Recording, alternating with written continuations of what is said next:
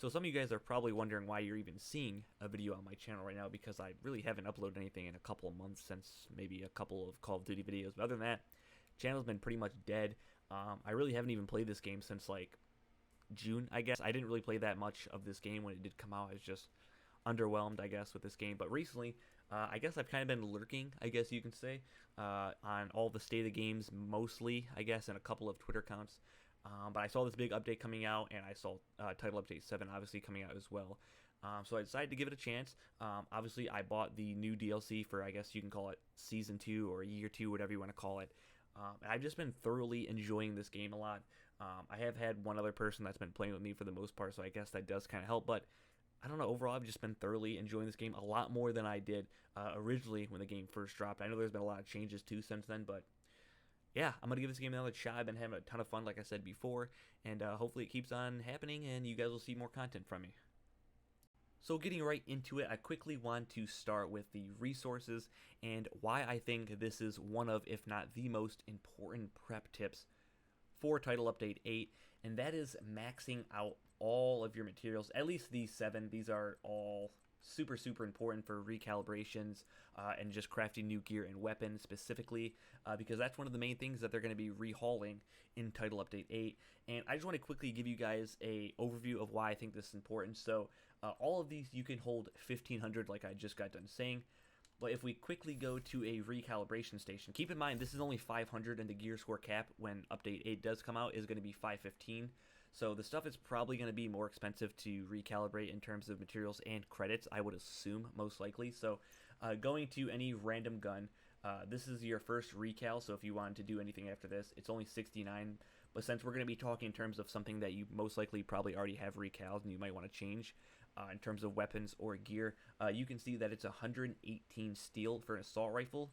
And if we go to any gear, you can see that it's 118 ceramic. So like I said before, 1500 is the max that you can get of all these resources.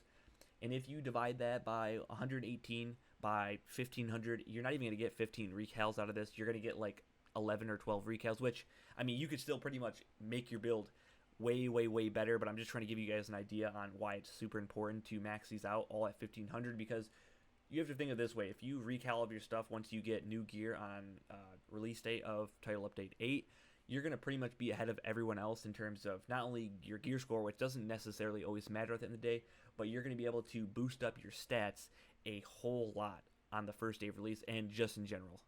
So next, I want to talk about farming as many credits as you possibly can. I know this sounds really stupid and really obvious, but I personally never really remember that a lot of stuff cost a ton of credits to recal, or maybe it's just because I don't really have a lot of credits compared to what I did in the Division 1, because it is a little bit harder to get credits in this game for sure. But as you guys can see, I have 138,000 credits, which is nothing. I'm practically poor in this game. And I really need to get on my grind for credits for sure. But you guys can see that it's pretty much 7,000 credits to recal. And like I said previously early in the video, it's going to be 515 max. So when you upgrade your crafting table again, it's most likely going to cost more than 7,000 to recal something after that. So just keep that in mind. And also, what I'm doing to get a ton of credits is bounties. This is pretty much the main thing that I do. This is really the only thing that I'm doing right now, because I'm trying to get as many exotics as I can from all of these bounties, as well as a lot of credits, which is really the main thing that I'm going for. You guys can see that this one gives me 6,170 credits, and this is just for one that's on a hard or normal mode. Obviously, the harder that you do, some of them do give you more credits, but obviously they are going to be a little bit harder. So next, I wanted to quickly go over the new Recalibration Library that's going to be coming in Update 8, and why I think you guys should be looking at all of your gear and all of your weapons. Now, this is going to be super important to do, because you're going to be able to pull talents as well as attributes from your gear and weapons so that they can be extracted into your Recalibration Library that you can use as many times as you want. So that way, if you have a gear that has something that you don't want or something that you might need, you can just recalibrate that from the library that you have and put that onto your weapon or piece of gear. Next is something that I'm really bad with, and that is hoarding. I am extremely bad with hoarding weapons, mods, gear. You can think of it, I have it in my stash for literally no reason at all. It's just something that I've been bad with since Division 1 specifically, but in this game, I will admit, I've gotten a little bit better, but I'm definitely still bad. I always just look at a weapon that I get, I'm like, it's got one good talent, or it's got something that I might be able to use one day, and it just ends up sitting in my stash. So make sure you guys go through your stash, go through your entire inventory, and make sure you guys are selling or deconstructing everything that you definitely don't need. And lastly, I just want to throw this in there. This isn't super important. This isn't going to make or break anything for Title Update 8, but I do know that there are some people, for some odd reason, that don't like having exotics that aren't the max level in the current state of the game. So right now, obviously, the max is 500. So I know there's some people that are going around practically refarming all the exotics that they already have to make sure that everything is at gear score 500. For me, really, the only big thing was farming enough to be able to get a chameleon that was level 500 or gear score 500, which, if you guys are watching the gameplay right now closely, you guys probably noticed that I did actually get it. That was my first time ever running that daily mission, by the way, and my roommate was super salty that I got it, so that was pretty dope. And it wasn't even from a boss, as far as I can remember. I think it was just from like a random elite or something, or from a random veteran, so that was pretty dope, because that was the only gun that I was going for. That was exotic to get 500, but you guys get the point. If you guys are those kind of people that just have to have everything 500, make sure you guys go out and refarm or deconstruct so that you can go back and recreate and refine the parts for the guns when Title Update 8 does drop. But guys, that is going to about do it for the video today.